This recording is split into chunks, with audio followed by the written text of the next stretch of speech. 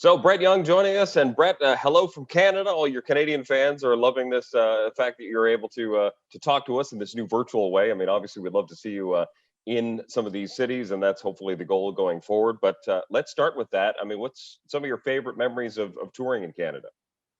I know. I mean, listen, we wanted. They won't. You guys won't let us in right now. We tried to come see you. They're like they're you all are scared of us or something. Man, listen, the country music fans in Canada are incredible. It would be unfair to pick one. My favorite thing, I think, without getting too specific, is more about the entire country music fan base in Canada. Is that they don't when they come to a show, they don't just know the single. If they've come to a show, they've bought the record and they know all the words to every song.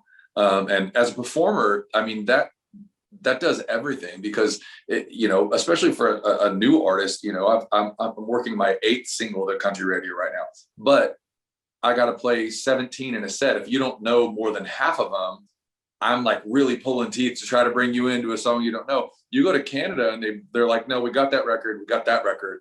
We got that record. Oh, that cover record you did? Yeah, we bought those too.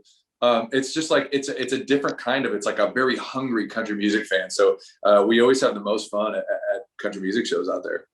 So for you, I mean, one of the many great things about your sound is that it's unique and it's fresh and it's got a different take with every album. It sounds like Brett Young every time, but it's got a different take. And I found it interesting listening to you talk about the fact when you first moved to Nashville from California, it was a hot day and you're in a bar and there's, everybody in there is wearing jeans and cowboy boots. And you had your shorts on and a t-shirt and your and your Chuck Taylors on and you were like California. But the great thing about it was you decided at that point that it only is going to work for me here if I continue to be me. Can you expand on that?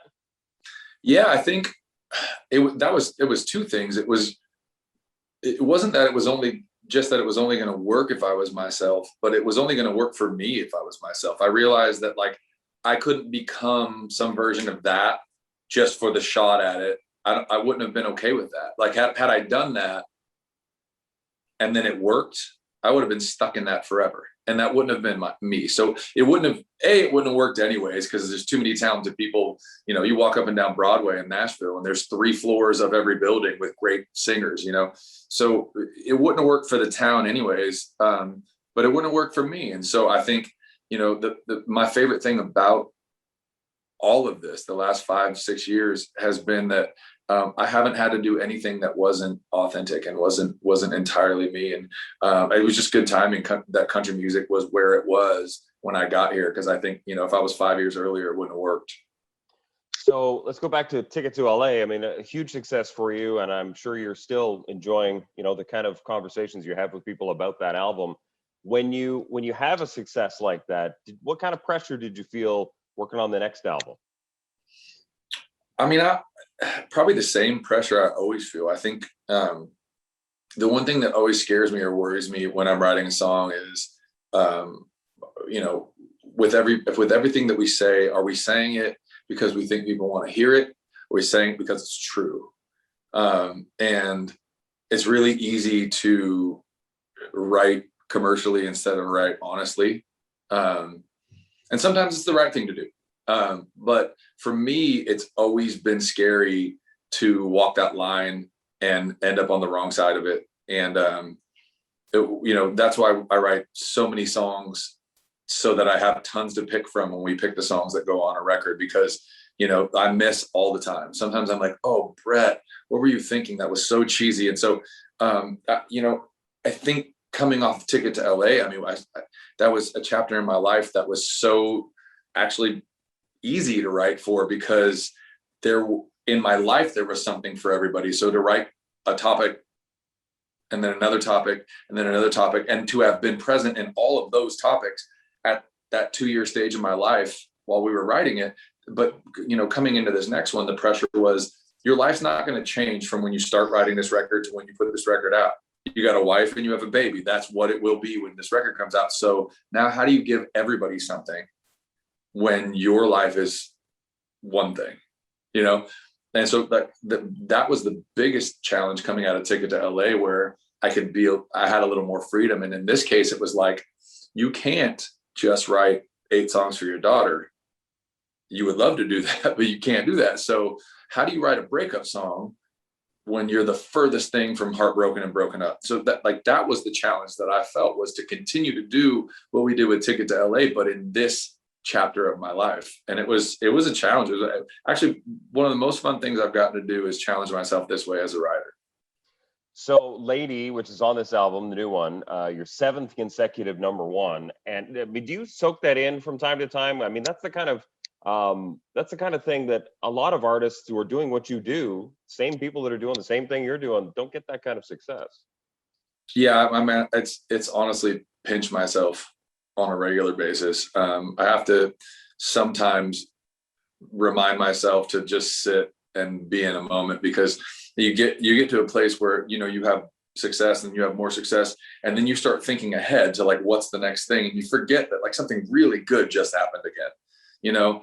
And I can't believe this has exceeded any sort of expectation I might have even let myself have from the beginning. So it's a blessing, and I'm have an amazing wife, and my whole family's so great, and you know, remind me all the time, you know, that hey, it's okay to be happy about this. It's okay to be excited about this. You don't have to be doing the next thing yet. It's okay to, this is still happening. It's like, you know, and when it's songs like Lady, the most recent one, I mean, I'll never write a more personal song in my whole life. So to have success with a song that's that meaningful to me, to know that a song that means that much to me is connecting to people in that way. I mean, it's just, I can't believe that I get to do this for a living. It's really special. So Weekends look a little different these days as the new album. It sounds great, by the way. It's Thank you. fantastic. It's a great mix of everything that you are. And I'm curious, take us back to 18-year-old Brett Young. What was the weekends like living in SoCal? Man, 18 was actually a weird year. I took a baseball scholarship to play for the University of Mississippi, and realized that I was not ready to be away from Southern California. So after 1 year at Ole Miss, I came back home and pressed the reset button, and took a year off of school. And so 19-year-old Brett was basically reconnecting with his Southern California roots, going to the beach a bunch, and trying to figure out what the next move was. It turned out for me, the next move was still baseball, and I played for a couple more years. But I mean, when I look back at that now, you know, fast forward to when I had the idea for Weekends Look a Little Different These Days, and I'm sitting on a couch with my daughter in a diaper, drinking a bottle, watching college football Saturday. I mean, that's polar opposites from 18, 19-year-old Brett running around Southern California in a bathing suit at the beach all day. So things have changed a little bit, but I would not trade it for the world. The new song, Not Yet, is so good. Tell us the story behind that track. You know, as much as I like to like kind of be wordplay, clever, tongue-in-cheek with a lot of my music, the idea for Not Yet just seemed like it needed to be really down the middle and topical, so that you know, it's a song about being in a moment that you're so present in that moment, you realize you wish it never had to end. And I felt like if we told too much of a story, then people wouldn't all be able to go, yeah, I can go back to this moment where that's how I felt. And so we tried to stay so down the middle, topical, that we didn't alienate anybody from being able to go, yep, I know my not yet moment. I know that I can think there's one moment that pops out right now. And it's that matching the music that makes it's up tempo and it's energetic and it feels good. I just felt like coming into the summer and coming off of a sentimental song like Lady, it was the right thing to give people. And it's fun too. I think the last time I did something this like up tempo and lighthearted was my first single, Sleep Without You. And it's the same two writers that I wrote Sleep Without You with, Kelly Archer and Justin Ebach. So it's fun to come full circle and have another one out with them as well. I heard you describe yourself as the sappy rom-com sitcom guy in the relationship, and I'm curious. Here's your chance to redo one of those movies. So if you could remake a rom-com, any rom-com, and you get to star in it, which one would you choose? Oh, that's a good question. This is going to be out of left field. You're not going to see this one coming. Okay. My favorite movie in high school, and it's a silly teenage comedy, but it's a romantic comedy, was Can't Hardly Wait with Jennifer Love Hewitt. And I would be Ethan Embry, the dorky dude that writes her the letter, if I could go back. See, I can see that. I can see that happening. I like I'm that. in. If they want to remake it, I'm in. You're down with that. I want to ask you a little bit about songwriting. Many of your songs come from life experiences, as you kind of alluded to, and you have so many new experiences going on in your life right now, and another one on the way as well. What's the weirdest or strangest place or scenario where you've come up with an idea for a song? I mean, Keith Urban says he gets ideas when he's driving or he's in the shower. Thomas Rhett talked about the idea that he walked up to his mother-in-law's house one day and got an idea for a song. What about for you? I think, they come to me all the time. I write down, I'll stop, and people think I'm rude and texting while they're talking. It's because they said something that gave me an idea and I need to write it down before I forget it. So I'll do that in the middle of a conversation with a stranger. It's a terrible habit, but that could be my next single. I got to write it down, So that stuff, ideas for songs happen all the time. And I think that's the strangest thing. The one that sticks out to me is my first single, Sleep Without You, because for me, that was an idea I had from my parents. And it was in high school, I would come home and my parents would always be asleep. My curfew was 12. If I had a basketball game that night, they'd let me go out and go to like the diner with the guys after. So it would be later, but they would never be awake when I got home if I was coming home at 12. And one Friday night I came home, my dad was still sitting in the recliner watching SportsCenter. If you watch SportsCenter, you know that it's an hour program. If he's watching it, he's been watching it since 9. So he's now watching it again for the third time. I'm like, Dad, what are you doing? Why are you awake? And he goes, your mom's at a women's retreat, and I just can never really sleep in the bed when she's not here. And I was like, after all these years, and that was basically my idea for Sleep Without You years before I was even writing songs, but it had always stuck with me. And so I think it's weird that my first single was a song about my parents. Now that you're a big star, big country star, you got to have your own weekend, right? So you got Caliville weekend coming up. What was the genesis behind putting that together?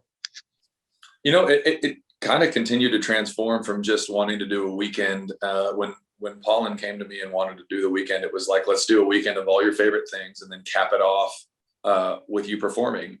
And as we started talking about it more, there were more things. And then I was like, well, I don't really like it if there's not a show at the end of every night. So it wasn't necessarily a weekend music festival. It was a weekend with Brett Young. And I just continued to morph into this thing, and we kept reaching out to artists. And by the time I knew it, we had 3 huge shows over 3 days with golf in the morning and pool parties during the day. And I think, in the back of my mind, I always thought it would be, a huge achievement to end up having my own festival. So this could be the beginning of something that happens every year if it goes well. So I'm looking forward to it. Just to wrap up, as a new parent, you got another one on the way as well. When you're a parent, you always get parenting advice from people, whether you solicit it or not. Whose advice do you actually trust the most? Well, my wife's. Okay, that's good. I think that's straight down the board doing that. Now that we have had a kid, she knows what system is going to work best for her. And really what I've learned is my job as a dad is to just support her, because at the beginning, the babies need her the most anyway. So how can I make my wife's job easier while she's doing everything for the child? And the only other thing that I'll say is people say with baby number 2, don't go into it thinking you've learned anything, because they'll be polar opposite from the first baby. So start over. But other than that, I just listen to my wife. I think that's the best advice. Yeah, for sure. I have 5, so I know exactly what you're talking about. God bless you. Well, and if you ever get to 3, the great thing about 3 is you go from man-to-man defense to zone defense. Very different. After that, it's zone. You can have 20. Just stay zone. Yeah. 3 are up, it's fine. This has been a ton of fun, Brett. Thanks so much for doing this. Best of luck with the new album. As I said, it sounds amazing. It's so Brett Young, and it's so needed right now. It's great music, and people are going to love it. Absolutely. And we can't wait to see you back here in Canada on tour. Thank you, brother. We'll be back as soon as you all let us. Good to see you, man. If it was up to me, it'd be tomorrow, but I know we're all chomping at the bit. I know. Thank you, brother. Thanks, man.